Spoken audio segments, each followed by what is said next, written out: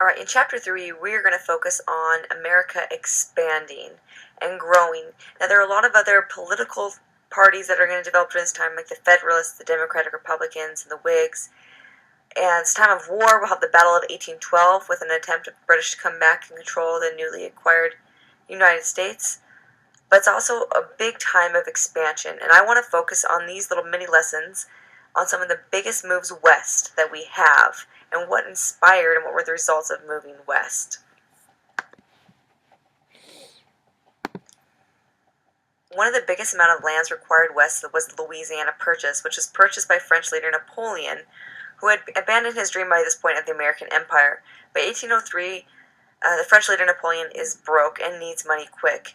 And he needed money to fight his European wars, so he accepted Jefferson's offer of about $15 million for that whole green area you see in the middle. It more than doubled the size of the current United States at the time.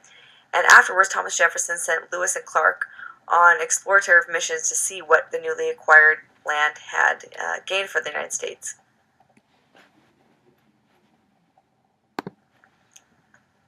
Our second area of land that we see that comes into conflict is as we're going west.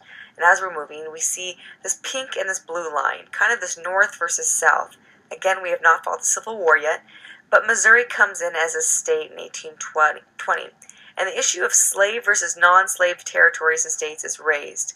And this question is going to be raised later, so I just wanted to point it out that in Chapter 4, when we focus on the Civil War, what should happen, and the question of what should happen with new territory, should it be slave, should it be free, who should decide, is raised at this time.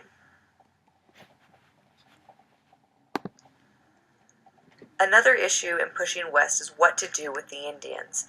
Congress, with Jackson's support, had passed the Indian Removal Act of 1830, and under this law, the federal government had funded treaties that forced the tribes west. The Cherokee tribe in Georgia refused, and actually were supported by the Supreme Court, but Jackson refused to abide by the court decision. And Jackson said that John Marshall, who was the Supreme Court Chief Justice, had made his decision, now let him enforce it, meaning you get out there and do it. Afterwards, Jackson enforces what he will, and the Trail of Tears is followed as the court ruled and the U.S. troops rounded up the Cherokee and drove them west, mostly on foot. Thousands are going to die through this process. In this map, you'll see where the Indians had actually been moved to, most of them on the East Coast now being relocated to the new Midwest.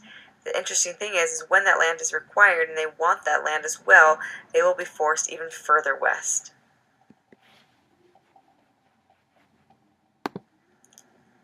Now you might be thinking, after the Indian Removal Act and other forcible acts of moving Indians and other people out of their land, what gave the Americans the motivation to do this?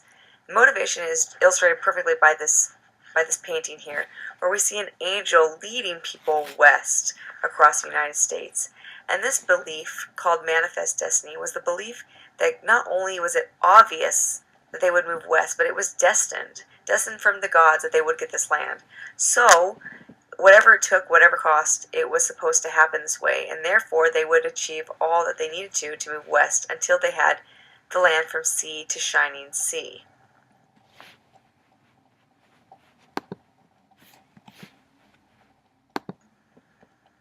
Once the land was acquired, a lot of people were asked as well as offered to move west with the hope of new land and adventure out on the new open trail.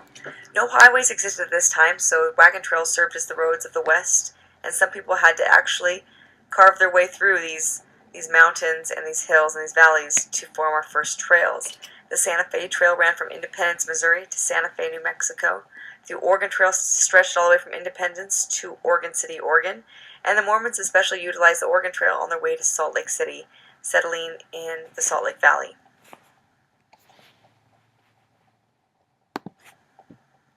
The last area we are going to focus on is the Texas Territory. Now, at this time, Mexico had controlled what is pretty much what we're in today if you were in my class in Utah, and California, Nevada, Arizona, all the way into modern-day Texas. And after 300 years of Spanish rule, Mexican settlers felt pretty at home at the Texas Territory. Mexico had won their independence from Spain in about 1821, and Texas was theirs, according to them. And Mexican officials offered land to Americans to make this area more stable. They needed help growing and cultivating the land.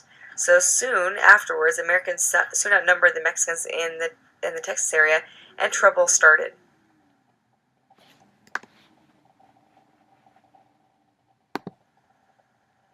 At this time, American colonist Stephen Austin, which we will know for Austin, Texas, established a colony of Americans in Texas, and the conflicts intensified between the Mexicans and the Americans at this time. And one issue that they had between each other was the issue of slavery, where Americans thought that was okay to have, and they brought them.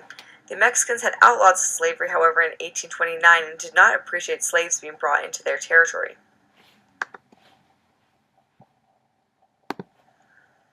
One of the most famous battles that comes out of this need to get the Texas territory is the Battle of the Alamo. Now, Mexican President Santa Anna was determined to force the Texans to obey Mexican law. Santa Anna marched his troops towards San Antonio, and at the same time, Austin was calling to arms all the American Texans. And American forces had moved into a mission known as the Alamo in 1836. And after 13 days, the Mexican troops had scaled the walls and slaughtered all 187 Americans. 2 Americans were left living at this time. Now afterwards, going to the next succeeding battles, many people shouted, "Remember the Alamo," to inspire them to keep going. And as a result, because of this war, although not a successful one in their eyes, it motivated them to keep going to get the rest of the territory, because according to Manifest Destiny, it was theirs. In 1844, the presidential election winner James Polk eagerly wanted to annex Texas or make it a part of the United States. Negotiations had failed and the U.S. troops moved into Mexican territory in 1845. An American victory soon followed. In 1848, Mexican leader Santa Anna conceded to victory, and the Treaty of Guadalupe Hidalgo was signed, and the U.S. got even larger with Texas, New Mexico, and California. And as you can see, Chapter 3 is all about expansion and moving west, not only with re-establishing our independence with the War of 1812 and figuring out what to do with the first political parties and judges and everyone's positions, but what do we do with this newly acquired land?